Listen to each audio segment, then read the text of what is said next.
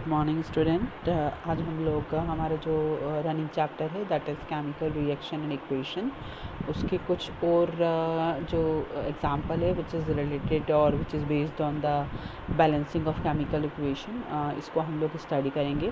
कुछ last equation हम लोग ऑलरेडी बैलेंस कर चुके हैं, तो काफ़ी कुछ बैलेंसिंग आप लोग अब तक कर पाए होंगे। कुछ और एग्जांपल है ताकि मैं एक्सप्लेन करके बता रही हूँ यहाँ पर, ताकि हम लोग बैलेंसिंग को अच्छे से सीख पाएँ। तो रिएक्शन है हमारी, when titanium chloride react with water, this is the reactant. Upon reaction they produce titanium oxide plus HCl। ठीक है, तो जैसा कि हम लोगों ने पहले करा है कि रिएक्टेंट और प्रोडक्ट साइड पर नंबर ऑफ रिएक्टेंट जो है वो हम लोग काउंट कर लेते हैं, और इस काउंटिंग में जो मेन एलिमेंट होता है उसको हम लोग फोकस करते हैं, और ऑलवेज वाटर मॉलिक्यूल जो है वो हम लोग सेकेंडरी मानते हैं। ठीक है, देखिए ये कोई रिटर्न रूल नहीं है, बट कहीं ना कहीं जब हम प्रैक्टिस करते हैं तो ये हम लोग एस्टिमेशन हमने लगाया है, या हम कह सकते हैं कि अपनी सेल्फ प्रैक्टिस से मुझे ऑब्जर्वेशन किया है कि कभी भी कोई मेन एलिमेंट है अगर आप इसको फोकस कर लेंगे तो वाटर मॉलिक्यूल तो आसानी से बैलेंस हो जाता है। ठीक, तो देखिए मेन एलिमेंट की अगर मैं बात करूँ यहाँ पर, तो यहाँ टाइटेनियम 1 टाइम है जबकि क्लोरीन 4 टाइम है। तो टाइटेनियम जो 1 टाइम है रिएक्टेंट साइड पर, तो प्रोडक्ट साइड पर भी वो 1 टाइम है। जबकि क्लोरीन की बात करूँ तो हियर क्लोरीन इज़ 4 टाइम, यानी कि 4 एटम्स हैं क्लोरीन के, और यहाँ पर ओनली 1 एटम है। तो इससे 4 करने के लिए मुझे क्या करना पड़ेगा, यहाँ पर आगे फ्रंट में 4 लगाना पड़ेगा। अब क्या हो रहा है, यहाँ टाइटेनियम बैलेंस हो गया, क्लोरीन बैलेंस हो गया, बट अगर आप यहाँ देखेंगे ऑक्सीजन 1 टाइम है और ऑक्सीजन यहाँ पर 2 टाइम है। यहाँ पर भी 2 टाइम करने के लिए मुझे क्या करना पड़ेगा, आगे 2 लगाना पड़ेगा।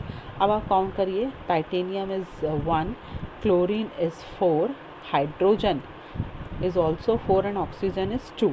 हियर इन प्रोडक्ट साइड क्या है, टाइटेनियम इज़ 1, ऑक्सीजन की बात करें, ऑक्सीजन जो है वो 2 टाइम है, हाइड्रोजन जो है वो है 4 time, and chlorine is also 4 time. ठीक है, तो देखिए रेशियो जो है हमारा बराबर हो गया है, दोनों तरफ पे रिएक्टेंट और प्रोडक्ट पे जो नंबर ऑफ़ एटम है वो हमारे इक्वल हो गए। तो इस तरह से ये रिएक्शन हमने यहाँ पर बैलेंस करा है। ठीक है, जब भी आप रिएक्शन को बैलेंस कर रहे हैं उससे रिकाउंट करना ना भूलें, क्योंकि अगर थोड़ा सा भी मिस्टेक होता है तो फिर हमारी इक्वेशन जो है वो पूरी तरह से रॉन्ग हो जाएगी। आगे और भी एग्जाम्पल लेते हैं हम लोग। सपोज़ करो मैंने एक और एग्जाम्पल लिया है when mercury hydroxide react with phosphoric acid. Upon reaction it produce mercury phosphate plus water. अब देखिए ये जो रिएक्शन है देखने में थोड़ा सा कॉम्प्लिकेटेड फार्मूला हमें लिख रहा है, बट हम जब सॉल्व करेंगे तो स्टेप बाय स्टेप ये आसानी से सॉल्व हो जाएगा। अब देखिए इसको कैसे सॉल्व करना है, यहाँ पर वाटर मॉलिक्यूल तो है नहीं जिसे हम सेकेंडरी मान सकें। हम यहाँ पर किसी एक कंपोनेंट को लेके, देखिए मैं मर्क्यूरी से मैं स्टार्ट कर रही हूँ। मर्क्यूरी यहाँ पर 3 है, जबकि यहाँ पर मर्क्यूरी कितना है, ओनली 1 है। तो इसे 3 बनाने के लिए मुझे क्या करना पड़ेगा, इन फ्रंट ऑफ Hg क्या लगाना पड़ेगा, 3 लगाना पड़ेगा। तो मैंने यहाँ पर 3 लगा दिया, रिजल्टिंग पूरा मॉलिक्यूल जो है वो थ्राइस हो गया। ठीक, नाउ यहाँ पर अगर हम लोग देखें PO4 जो है, यहाँ पर PO4 2 टाइम आ रहा है ना, ब्रैकेट के बाहर 2 लगा है, जबकि यहाँ पर जो PO4 है वो ओनली 1 टाइम दिख रहा है। तो उसको 2 करने के लिए हम क्या करें, इसके फ्रंट में भी क्या लगा दें, यहाँ पर PO4 के आगे 2 लगा दें। ठीक है, आगे जब ये प्रोडक्ट बनेगा तो प्रोडक्ट साइड पर हम लोग देखें, प्रोडक्ट साइड जो चीज़ें हम ऐसी की ऐसे भी नोट कर रहे हैं, काउंट करने के बाद में उसे हम लोग चेंज कर सकते हैं। अब देखिए वाटर मॉलिक्यूल की अगर मैं यहाँ पर बात करूँ तो यहाँ पर अगर आप देखेंगे हाइड्रोजन कितने हो रहे हैं, है ना। इस साइड पर अगर मैं हाइड्रोजन काउंट करूँ, एक Hg हाइड्रोक्साइड के अंदर 2 हाइड्रोजन एटम थे, तो 3 में कितने हो गए, टोटल 6। सिमिलरली 6 और 6 यहाँ पर कितने हो गए, 12। अब यहाँ पर आप देखेंगे तो यहाँ हाइड्रोजन अभी कितने हमारे पास में, ओनली 1 ही है। तो इसको 12 करने के लिए मुझे क्या करना पड़ेगा, मुझे यहाँ पर 6 से मल्टीप्लाई करना पड़ेगा। ठीक है, जब मैं यहाँ 6 से मल्टीप्लाई करती हूँ तो ऑक्सीजन भी कितने हो गए मेरे, 6। सिमिलरली यहाँ पर भी ऑक्सीजन कितने हो गए, 6। देखिए मैं आपको काउंटिंग बताती हूँ, 1 मोल, वन इस फॉर्मूले को अगर आप देखेंगे तो 1 मोल पर क्या है, 2 बार OH जुड़ा हुआ है, यानी कि एक मॉलिक्यूल पर 2 कितने हाइड्रोजन एटम प्रेजेंट है, तो 3 पर कितने प्रेजेंट हो गए, तो सिंपली 3 × 2 = 6। तो एक फार्मूले में यहाँ पर कितने एटम है हाइड्रोजन के, 6। तो वैसे ही ऑक्सीजन के भी कितने एटम हो गए मेरे, 6। तो ऑक्सीजन हाइड्रोजन दोनों मिलाकर कितने हो गए, सॉरी ऑक्सीजन यहाँ से 6 हाइड्रोजन और यहाँ से 6 हाइड्रोजन, टोटल हाइड्रोजन का जो नंबर है वो मेरे पास में कितना हो गया, 12। मैं ये कह रही हूँ कि प्रोडक्ट साइड पर वाटर का मॉलिक्यूल ओनली 1 था, इसे 12 एटम या 6 मॉलिक्यूल बनाने के लिए क्या करना पड़ेगा, मुझे उसको 6 से मल्टीप्लाई करना पड़ेगा। तो सिंपली जब मैंने 6 से मल्टीप्लाई करा तो आप देखिए रिएक्शन अब हमारी बैलेंस हो गई। हम काउंट कर सकते हैं, हम काउंट करें तो देखिए थ्राइस Hg है और OH जो है वो है whole twice plus 2 molecule of phosphoric acid, upon reaction it produce mercury phosphate plus 6 molecule of water. अब इसको कट करके देख लेते हैं हम लोग, देखिए कैसे कट करेंगे। थ्राइस Hg है, थ्राइस Hg है, 3 Hg के आइटम, यहाँ भी 3 Hg के आइटम, OH ट्वाइस है, यानी कि OH जो है वो 2 बार हैं, और इसको हाइड्रोजन ऑक्सीजन से काउंट कर लेते हैं। देखिए ऑक्सीजन कितना है, ऑक्सीजन जो है वो 6 है, और यहाँ दोनों को काउंट करूँ तो हाइड्रोजन जो है वो 12 है, तो यहाँ देखिए हाइड्रोजन 12 हो गया और ऑक्सीजन कितना हो गया, 6 हो गया, ठीक है। PO4 की बात करूँ तो देखिए PO4 जो है PO4 जो है H3PO4 में लिखे तो PO4 कितनी बार है, 2 बार, तो यहाँ पर भी PO4 कितने टाइम है, यहाँ पर 2 टाइम है। तो इस तरह से ये रिएक्शन भी हमारी बैलेंस हो गई, ठीक है। ये 2 एग्जांपल अभी हम लोगों ने शेयर किए। नाउ नेक्स्ट एग्जांपल हमारे पास है,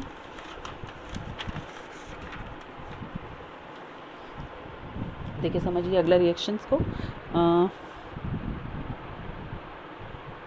when potassium nitrate KNO3 react with carbonic acid H2CO3, upon reaction it produce K2CO3 plus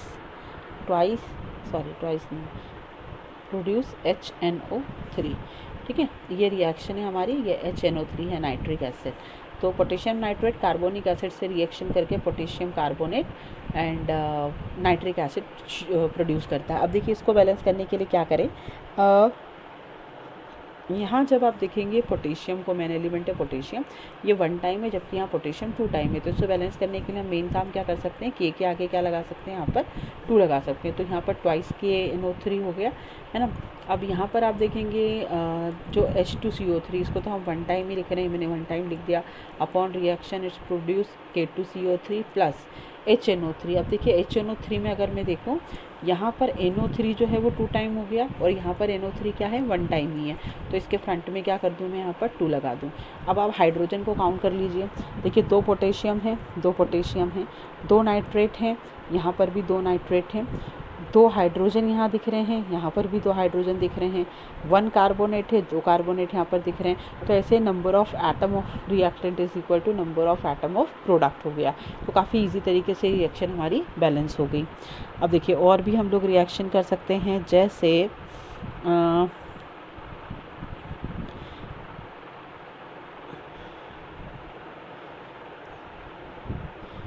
जब सोडियम फॉस्फेट की रिएक्शन Na3PO4 की रिएक्शन हम किससे रिएक्ट कराएंगे, यहाँ पर HCl से कराएंगे, तो ये हमें NaCl बना देगा, प्लस हमें बना के देगा H3PO4, ठीक है। तो देखिए क्या बन रहा है, Na3PO4 HCl से रिएक्ट करके NaCl प्लस H3PO4 बना रहा है। अब इसमें क्या करना है, ये जो Na3 है यहाँ पर दिख रहा है रिएक्टेंट साइड पे Na3 टाइम से, तो प्रोडक्ट साइड पर भी क्या होगा, हम इसको 3 टाइम कर सकते हैं, है ना। हमने इसको 3 टाइम कर दिया, तो ये Na तो हमारा बैलेंस हो गया। अब आप देख रहे हैं PO4 1 टाइम है, हेयर भी PO4 जो है वो 1 टाइम है।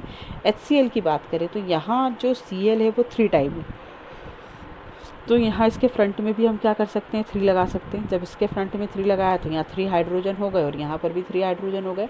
आप काउंट कर लीजिए, सोडियम यहाँ पर 3 है, फॉस्फेट यहाँ पर 1 टाइम है, पूरा मॉलिक्यूल को मैंने 1 माना है क्योंकि ये एक रेडिकल होता है। 3 हाइड्रोजन है, इस साइड पे 3 हाइड्रोजन हो गए, एंड क्लोरीन भी कितने हो गए, 3 हो गए।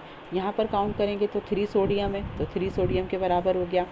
फॉस्फेट देखेंगे तो 1 फॉस्फेट है, ये भी फॉस्फेट जो है बराबर हो गया। 3 सोडियम फॉस्फेट बराबर हो गया, 3 मेरे पास में क्लोरीन है, ये भी इक्वल हो गया, एंड 3 मेरे पास में हाइड्रोजन है, ये भी इक्वल हो गया। तो इस तरह से जो रिएक्शन है वो हमारी बैलेंस हो गई। अब नेक्स्ट रिएक्शन हम लोग करते हैं।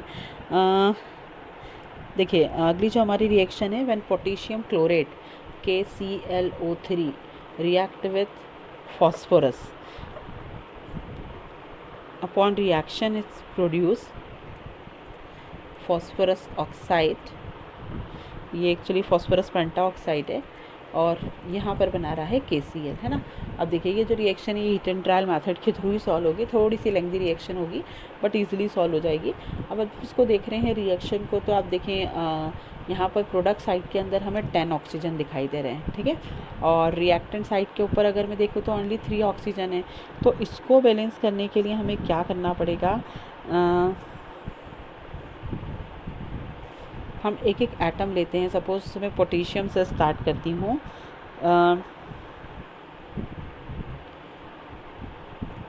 यहाँ पोटेशियम 1 है, यहाँ पर भी पोटेशियम 1 है, यहाँ क्लोरीन 1 है, यहाँ पर भी क्लोरीन 1 है।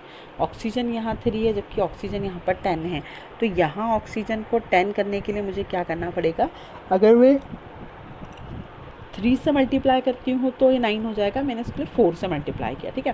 तो जब मैं यहाँ पर 4 से मल्टीप्लाई करती हूँ तो आप देखेंगे ये कितने हो गए, 12, है ना। यहाँ पर जो ऑक्सीजन है वो कितना हो रहा है, यहाँ पर 12 हो रहा है। अब ऑक्सीजन 12 हो गया बट इसके साथ में KCl की वैल्यू भी क्या हो गई, बढ़ गई। तो उसको बढ़ाने के लिए मुझे इधर भी क्या करना पड़ेगा, किसी न किसी डिजिट से मल्टीप्लाई करना पड़ेगा। तो 4 करने के लिए मैंने इधर भी क्या करा, 4 से मल्टीप्लाई कर दिया, ठीक है। बट अब क्या हुआ कि जब ये 12 हो गया तो ये तो 10 ही रह गया। तो इसको बढ़ाने के लिए मुझे क्या करना पड़ा, एक नंबर इंक्रीमेंट करना पड़ा। तो मैंने इसको 2 से मल्टीप्लाई करा। तो अगली स्टेप में आप देखिए मैंने क्या करा, 4 KClO3 plus phosphorus upon reaction produce P4O10 plus 4 KCl। यहाँ पर ये जो रिएक्टेंट था हमारा, जो प्रोडक्ट साइड है, इसको मैंने 2 से मल्टीप्लाई करा। अब जब मैंने इसको 2 से मल्टीप्लाई करा तो क्या होगा, जब इसे 2 से मल्टीप्लाई करेंगे तो क्या होगा कि ये जो फॉस्फोरस है, देखिए ये हो गए 8, है ना, 4 2 जा हो गए 8। और यहाँ पर तो ओनली कितने हैं, 4 एटम है। तो मुझे इसे भी बढ़ाना पड़ेगा और इसे बढ़ाने के लिए मुझे फिर से किसी डिजिट से मल्टीप्लाई करना पड़ेगा। तो यहाँ पर मैं मल्टीप्लाई कर रही हूँ इसको किससे, 2 से। तो अगली स्टेप में मैं क्या करूँ, 4 KClO3 और यहाँ पर क्या लगा दो, twice P4 upon reaction it produce 2 P4O10 plus 4 KCl, ठीक है। अब आगे देखिए क्या करना है हमको कि ये जो अभी हमने इक्वल करने की कोशिश करी है, फॉस्फोरस इक्वल हो गया। अब ऑक्सीजन यहाँ 10 है और यहाँ पर 12 हो रहे हैं। तो ऑक्सीजन जो है, सॉरी, यहाँ पर ऑक्सीजन जो है वो 20 होगा और यहाँ पर हमारे पास में अभी 12 ही हो रहे हैं। तो 20 करने के लिए मैं क्या करूँ, तो 20 करने के लिए मुझे इस नंबर को फिर से बढ़ाना पड़ेगा। मैं इंस्टीड ऑफ 4 की जगह मैं इससे मल्टीप्लाई कर देती हूँ 6 7 से, 7 3 जा 21 हो जाएगा। तो अगला जो मेरा नंबर है वो हो जाएगा 7 KClO3 प्लस ट्वाइस P4 हो जाएगा। एंड आगे ये रिएक्शन करके ट्वाइस P4O10 प्लस 4 KCl हो जाएगा। अब ये देखिए कि यहाँ पोटेशियम जो है वो 7 टाइम हो गया और ऑक्सीजन जो है मेरा फिर से बढ़ गया। तो यहाँ 7 है तो मुझे यहाँ पोटेशियम भी क्या करना पड़ेगा, 7 करना पड़ेगा। तो मैं जो 4 की जगह है इसको कट करके क्या कर सकती हूँ, 7 कर सकती हूँ, ठीक है। तो अगली स्टेप में मेरा ये 7 KCl हो गया। अब देखिए यहाँ 7 KCl हो गया। ऑक्सीजन जो है मेरा यहाँ पर अभी तक 21 है ऑक्सीजन और यहाँ पर जो मेरा ऑक्सीजन है वो अभी है 20, ठीक है। ना फॉस्फोरस की बात करें, अभी जो मेरा फॉस्फोरस है वो 4 2 जा 8 है और यहाँ पर भी अभी तक 8 ही बना हुआ है, ठीक। अब मुझे क्या करना पड़ेगा, अगली स्टेप के अंदर मुझे अगेन ऑक्सीजन पे ही वर्क करना पड़ेगा। यहाँ 20 है और यहाँ 21 हो रहे हैं। तो यहाँ बढ़ाने के लिए ऑक्सीजन को क्या करना पड़ेगा, मुझे एक नंबर और बढ़ाना पड़ेगा। तो इसमें कुछ नहीं कर सकती, मुझे 2 का यहाँ पर 3 करना पड़ेगा, है ना। तो अगली स्टेप में हम क्या करें, ये जो हमारा स्टेप है, इस स्टेप को आगे जब मैं प्रोसीड करूँगी तो आप देखिए अभी तक मेरे पास में रिएक्शन में था 7 KClO3 plus twice P4 upon reaction produce twice P4O10 plus 7 KCl, है ना। अब मैं ये बोल रही हूँ कि यहाँ पर मेरे पास ऑक्सीजन जो है वो 20 है और मुझे इसको 21 करना है। तो मैं कुछ नहीं कर सकती, इंस्टीड ऑफ 2 मुझे क्या लिखना पड़ेगा, यहाँ पर 3 लिखना पड़ेगा। तो ये 2 को मैंने कितना कर दिया, यहाँ पर 3 कर दिया। अब जब मैंने इसे 3 कर दिया तो आप देखेंगे फॉस्फोरस जो है वो कितना हो गया, 4 3 जा 12, है ना। अब यहाँ जब 12 हो गया तो मुझे इस साइड पर भी 12 करना पड़ेगा। तो देखिए मैं इसको रिराइट करती हूँ KClO3 और इंस्टीड ऑफ 2 में यहाँ पर लिख देती हूँ 3, ठीक है। ये हो गया थ्राइस P4O10 प्लस 7 KCl। अब देखिए काउंट करेंगे हम लोग, ऑक्सीजन जो है यहाँ KCl 7 हो गए, KCl यहाँ भी 7 चल रहा है, यहाँ जो ऑक्सीजन है वो 21 चल रहा है, जबकि यहाँ पर ऑक्सीजन जो है वो कितना हो गया 30, यहाँ ऑक्सीजन कितना हो गया मेरा 30। तो यहाँ पर मुझे क्या करना पड़ेगा, ऑक्सीजन को यहाँ पर भी इक्वल करने के लिए मुझे एक डिजिट से मल्टीप्लाई करना पड़ेगा। तो 3 को मैं कितने से मल्टीप्लाई करूँ कि वो 30 हो जाए, तो वो डिजिट होता है 10। तो मैं यहाँ पर मल्टीप्लाई कर देती हूँ उसको 10 से, तो 10 KClO3 प्लस ये thrice phosphorus and thrice P4O10। अभी देखिए थ्राइस 10 KCl यहाँ पर भी हो गया, तो यहाँ जो KCl है उसको भी मैं किससे मल्टीप्लाई कर दूँ, 10 से। तो इस तरह से ये जो इक्वेशन है हमारी वो फिर से बन गई, ये हमारी बैलेंस केमिकल इक्वेशन है। आप चाहें तो काउंट कर सकते हैं, 10 KCl 10 3 जा 30, तो यहाँ पर भी 10 3 जा 30, 10 ऑक्सीजन के आटम है वो 30 हो गए। ऐसे थ्राइस P4 है यहाँ पर, ये भी बैलेंस हो गया, और इन दिस में हमारी जो रिएक्शन है वो बैलेंस है। ये हमारी बैलेंस इक्वेशन हुई। यहाँ हीट एंड ट्रायल का हम लोगों ने यूज़ किया था इस मेथड के अंदर। अब देखिए और भी हमारे पास में कई सारी रिएक्शन है जो कि हम इस मेथड से कर सकते हैं। देखिए एक इक्वेशन है, आपको मैं एक और रिएक्शन करके बताती हूँ।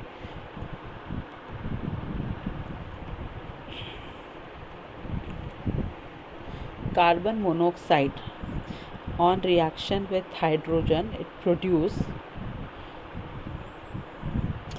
C8H18 प्लस वाटर मॉलिक्यूल, ठीक है। देखिए ये जो रिएक्शन है ना, ये वाटर गैस फॉर्मेशन या हम कह सकते हैं हाइड्रोकार्बन फॉर्मेशन रिएक्शन है, जिसमें कार्बन मोनोऑक्साइड जब हाइड्रोजन से रिएक्शन करता है तो एक अल्केन का फॉर्मेशन करता है, प्लस इस रिएक्शन में वाटर मॉलिक्यूल रिलीज़ होते हैं। तो देखिए ये जो रिएक्शन है इसमें हमें क्या करना होगा, यहाँ 8 कार्बन के एटम दिख रहे हैं, C8 दिख रहा है, तो C8 है तो हम सिंपली क्या कर सकते हैं, इसके फ्रंट में भी क्या लगा दें, 8 लगा दें, तो मैंने 8 कार्बन मोनोऑक्साइड बना दिया, ठीक है। अब हाइड्रोजन को काउंट कर लेते हैं। अब देखिए हाइड्रोजन को जब मैंने काउंट करा तो कितने हो गए, 18 + 2 = 20। तो इधर भी 20 करने के लिए मैं क्या करूँ, यहाँ इसको 10 से मल्टीप्लाई कर दूँ, 10 क्या कर दूँ, H2 कर दूँ, तो ये 10 2 जा कितने हो गए, 20 हो गए, ठीक है। अब इधर अगर मैं लिखूँ तो C8H है, H भी मेरे 18 है, प्लस H2O है ना। अब देखिए ऑक्सीजन कितने हो रहे हैं यहाँ पर, ये देख लें हम लोग, यहाँ ऑक्सीजन जो हो रहे हैं ना वो 1 ही आ रहा है, जबकि यहाँ पर कितने आ रहे हैं, 8 आ रहे हैं। तो 1 को 8 बनाने के लिए मैं क्या कर दूँ, इसको 8 से मल्टीप्लाई कर दूँ। तो नेक्स्ट स्टेप के अंदर क्या करेंगे हम लोग, यहाँ पर जो 8 है इसको, मतलब ये ऑक्सीजन जो है वो 10 है, यहाँ जो ऑक्सीजन 8 है, यहाँ पर 1 ही है, तो इसको 8 बनाने के लिए क्या कर दूँ, मैं वाटर मॉलिक्यूल को 8 से मल्टीप्लाई कर दूँ। जब मैंने वाटर मॉलिक्यूल को 8 से मल्टीप्लाई कर दिया तो क्या होगा, हाइड्रोजन देखेंगे कितने हो गए, 8 2 जा 16, और ये तो ऑलरेडी 18 है ही, है ना। तो 8 2 जा 16 और 18, ये हमारा 16 और 18 टोटल कितने हो गए यहाँ पर, ये हो गए 34। तो यहाँ पर जो 10 से मैंने मल्टीप्लाई करा था, यहाँ हाइड्रोजन हमें इसी को चेंज करना पड़ेगा, जो 10 से मल्टीप्लाई करा है वो 10 की जगह में किससे मल्टीप्लाई कर दूँ, यहाँ पर 17 से। तो 17 क्या हो गया हमारा, H2 हो गया, देन C8 8H18 है ना, और प्लस में यहाँ पर आ जाएगा 8 पानी के मॉलिक्यूल। तो इन दिस वे रिएक्शन क्या हो गई, अब हमारी बैलेंस हो गई। ये जो रिएक्शन है वो हमारी पूरी बैलेंस रिएक्शन है, ठीक है। तो कुछ नहीं करा, पानी के मॉलिक्यूल पे वर्क करा एंड देन रिएक्शन हमारी यहाँ पर बैलेंस हो गई। तो ये भी एक एग्जांपल था हमारा बैलेंस केमिकल रिएक्शन का। अब लास्ट एग्जांपल मैं आपको बताती हूँ, और कुछ एग्जांपल आप लोगों को आपके असाइनमेंट के थ्रू मिल जाएंगे जो आप बैलेंसिंग के लिए प्रैक्टिस करेंगे।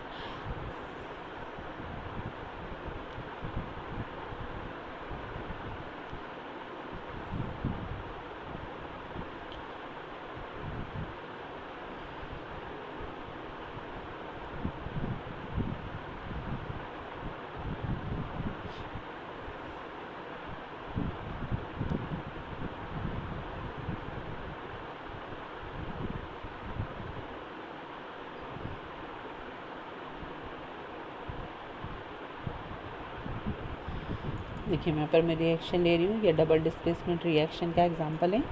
Barium chloride upon reaction with aluminium sulphate, it produce barium sulfate plus aluminium chloride. ठीक है, ये डबल डिस्प्लेसमेंट रिएक्शन है, इसे हम कैसे बैलेंस करेंगे? देखिए बेरियम 1 टाइम है, यहाँ पर भी बेरियम 1 टाइम है, क्लोरीन 2 टाइम है, यहाँ पर क्लोरीन कितना है 3 टाइम है। तो 2 को 3 टाइम करने के लिए मुझे क्या करना पड़ेगा? मुझे यहाँ पर इसे 2 से मल्टीप्लाई करना पड़ेगा। और भी देख लें क्या क्या चेंजेस हो सकते हैं। यहाँ सल्फेट 3 टाइम है, जबकि यहाँ सल्फेट जो है वो 1 टाइम ही है। तो मैं क्या करूँ आगे रिएक्शन के अंदर? देखिए सबसे बड़ा जो है हमारा वो सल्फेट रेडिकल है, इसे मैं पहले चेंज कर दूँ।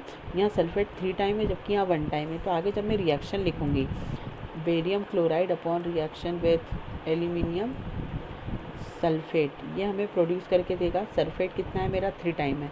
तो 3 टाइम है तो मुझे इसके आगे ही क्या करना पड़ेगा? 3 लगाना पड़ेगा। ये बन गया मेरा बेरियम सल्फेट। ठीक है, प्लस क्या होगा कि ये जो हमारे एल्यूमिनियम क्लोराइड है, इसमें अगर आप देखेंगे तो क्लोरीन यहाँ पर 3 है, यहाँ पर हमारा कितना है? 2 ही है। तो और क्या कर सकते हैं हम लोग? एल्यूमिनियम की बात करें, यहाँ एल्यूमिनियम 2 है, जबकि एल्यूमिनियम यहाँ पर 1 ही है। तो यहाँ 2 करने के लिए मैं क्या कर दूँ? इसमें मल्टीप्लाई कर दूँ 2 का, तो ये हो गया ट्वाइस AlCl3। ठीक है, अब देखें यहाँ पर क्लोरीन कितने हो गए? आप देखेंगे 3 2 6 क्लोरीन हो गए और एल्यूमिनियम 2 हो गए। तो एल्यूमिनियम तो ओके है, बट क्लोरीन कितने हो गए? 6।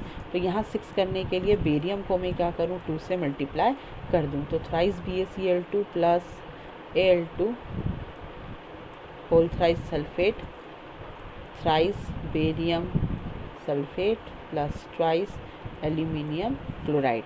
इस तरह से ये रिएक्शन जो है वो हमारी बैलेंस हो गई। ठीक है, अब यहाँ पर बैलेंसिंग की काफ़ी कुछ प्रैक्टिस हम लोग कर चुके हैं। अब मैं आपको जो NCERT हमारी जो बुक है, NCERT के अंदर कुछ इम्पॉर्टेंट क्वेश्चन आंसर्स दिए हैं। ठीक है, हमारा जो अभी मेथड है पढ़ने का वो हम लोग इस तरह से रख रहे हैं कि हम लोग सबसे पहले क्या करते हैं, बुक में जो कंटेंट होता है उस कंटेंट को डीपली स्टडी कर लेंगे। ठीक है, देन कोई इंपॉर्टेंट कंसेप्ट है, जैसे लाइक इस चैप्टर के अंदर इंपॉर्टेंट कंसेप्ट था हमारा redox and 1 more balancing chemical equation. तो जितने पॉसिबल हमारे पास एग्जाम्पल हो सकते थे हमने इस लेक्चर में उसको प्रोवाइड करा। देन थर्ड स्टेप के अंदर हम लोग क्या करते हैं, हम लोग जो NCERT के इम्पॉर्टेंट क्वेश्चन हैं और जो लास्ट ईयर के इम्पॉर्टेंट क्वेश्चन आए हुए हैं उसे हम लोग यहाँ पर डिस्कस करेंगे। इतना सब होने के बाद जो हमारी एडवांस बुक है, लाइक जो हमारी रेफरेंस बुक होती है, फॉर एग्जांपल प्रदीप है या जो एस चांद है या और भी जो एडिशनल मटेरियल है, कहीं से भी लगता है कि कुछ ही क्वेश्चन को मॉडिफाई करके पूछा जा सकता है, कंसेप्ट का मॉडिफिकेशन वहाँ पर दिखता है और कंसेप्ट एप्लीकेशन वहाँ पर अच्छे से समझ में आता है, तो वो जो क्वेश्चन होते हैं वो हम 4th स्टेप के अंदर यहाँ पर सॉल्व करेंगे। तो now 3rd step is running on, जिसमें हम लोग NCERT के जो इम्पोर्टेंट क्वेश्चन आंसर्स हैं वो हम लोग स्टडी करते हैं। ठीक है, तो यहाँ पर फर्स्ट क्वेश्चन दिया गया है हमारा। देखिए पूरा क्वेश्चन तो मैं नहीं लिखूँगी, बट आप लेक्चर प्रॉपरली सुनेंगे तो आप लोगों को समझ में आएगा कि पहला जो क्वेश्चन है वो क्या है। तो क्वेश्चन ये है कि जो मैग्नीशियम रिबन होता है, ठीक है, मैग्नीशियम रिबन जो है वो अगर आपने डेमो देखेंगे आप लोग, यहाँ पर एक 10th के स्टैंडर्ड के अंदर डेमो भी दिया जाता है।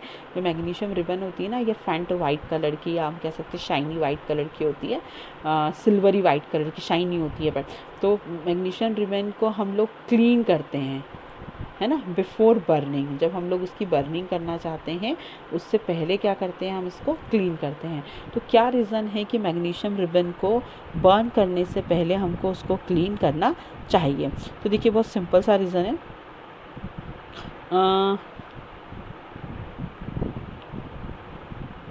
हम मैग्नीशियम की अगर बात करें तो मैग्नीशियम एक ऐसा एलिमेंट है जो कि रिएक्टिव एलिमेंट है ना, लाइक सोडियम, पोटेशियम, मैग्नीशियम, ये क्लोज फैमिली के ही मेंबर्स हैं। तो रिएक्टिविटी के हिसाब से मैग्नीशियम जो है वो कैसा एलिमेंट है, यहाँ पर रिएक्टिव एलिमेंट है। एग्जैक्ट आंसर जो है वो तो आपको असाइनमेंट में मिल जाएंगे, यहाँ पर आप सिर्फ कंसेप्ट समझिए। Magnesium is a reactive element. when this reactive element react with environmental oxygen then it form magnesium oxide। ठीक है, क्या बनाएगा? magnesium oxide। that magnesium oxide is formed on the surface of magnesium ribbon, ठीक है। Magnesium ribbon का जो surface है उसके सरफेस पर ये मैग्नीशियम ऑक्साइड का लेयर बन गया है। This magnesium oxide is stable in nature, ठीक है। ये ऑक्साइड कैसी है हमारी यहाँ पर स्टेबल है। तो अगर मैग्नीशियम ऑक्साइड का स्टेबल लेयर यहाँ पर बन गया तो फर्दर जब हम लोग रिएक्शन कराएंगे, बर्निंग का जो प्रोसेस कराएंगे, तो वो प्रॉपर हमारा प्रोसेस जो है वो प्रॉपर नहीं होगा, है ना। तो प्रॉपर नहीं होने के कारण क्या होगा कि जो बर्निंग है वो प्रॉपर नहीं हो पाएगी। मतलब हम जो ऑब्ज़र्व कर रहे थे कॉम्बिनेशन रिएक्शन यहाँ पर, वो हमारा प्रॉपर हमें देखने को नहीं मिलेगा। तो इसलिए इस स्टेबल कंपाउंड को रिमूव करने के लिए हम लोग with the help of sand paper, ये जो लेयर ऑफ ऑक्साइड है, जो मैग्नीशियम ऑक्साइड का लेयर बना हुआ है, इस लेयर को हम क्या कर देते हैं, यहाँ पर रिमूव कर देते हैं, ठीक है।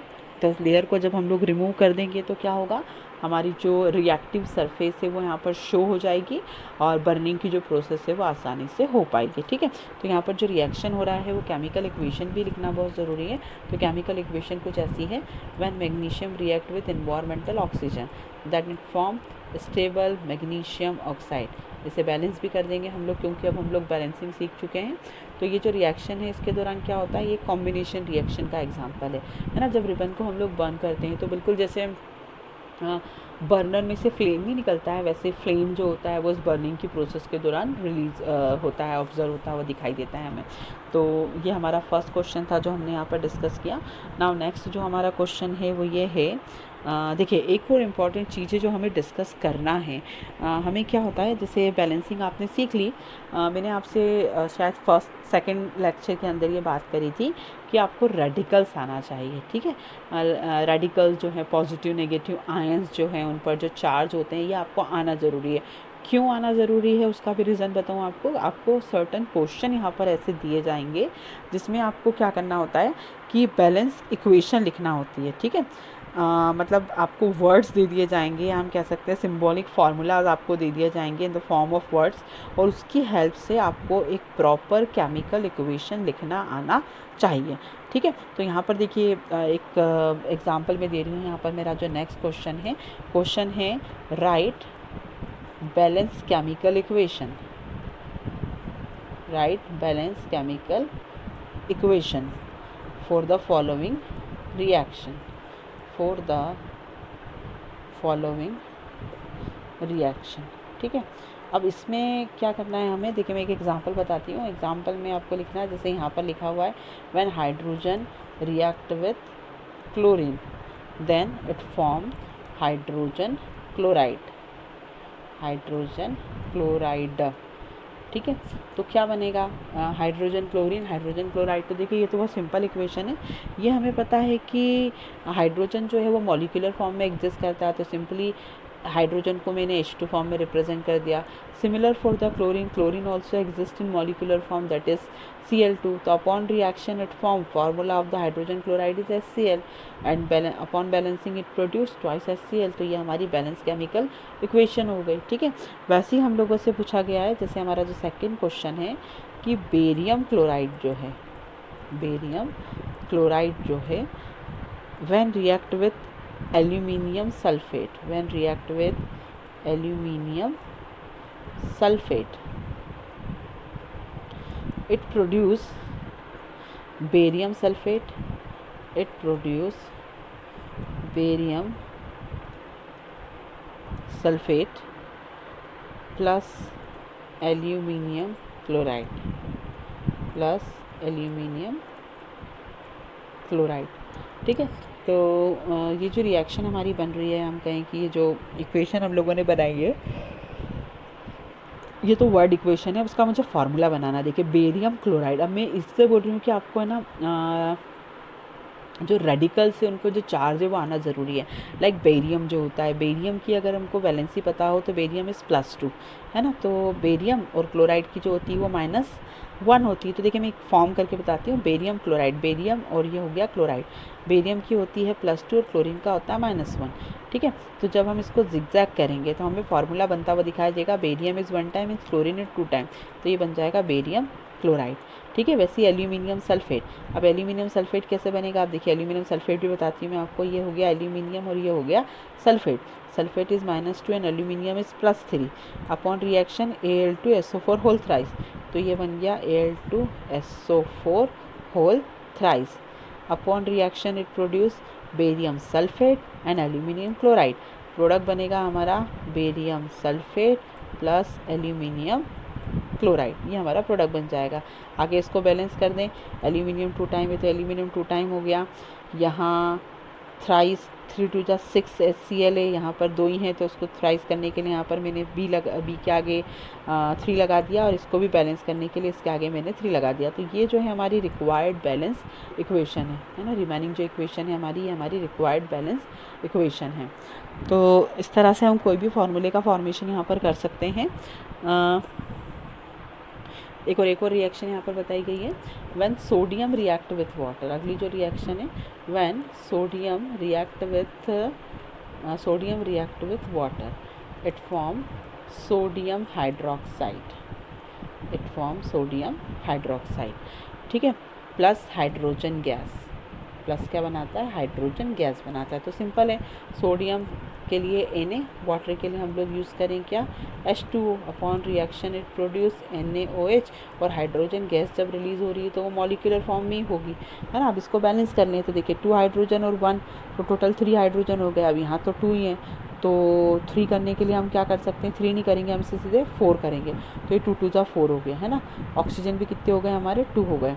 अब इसे बैलेंस करने के लिए हमें क्या करना पड़ेगा, 4 हाइड्रोजन है और 2 ऑक्सीजन है, तो इसके आगे हम क्या करें, 2 लगा दें। तो रिजल्टिंग क्या हुआ, ऑक्सीजन बैलेंस हो गया, हाइड्रोजन भी बैलेंस हो गया, और इस सोडियम के आगे भी हम लोग क्या करें, 2 लगा दें। तो ये हमारी क्या होगी, बैलेंस केमिकल रिएक्शन हो गई। तो इस तरह से रिएक्शन को बैलेंस करने के लिए हमें रेडिकल्स का आना ज़रूरी है, ठीक है। तो नेक्स्ट लेक्चर में आपको मैं जितने पॉसिबल रेडिकल्स हैं और उनके जो चार्ज होते हैं, उनके जो नेम है, और क्रिस्कोस फार्मूला जो कि बेसिकली हमारा 9th का कंटेंट है, उसके बारे में इंफॉर्मेशन दूंगी।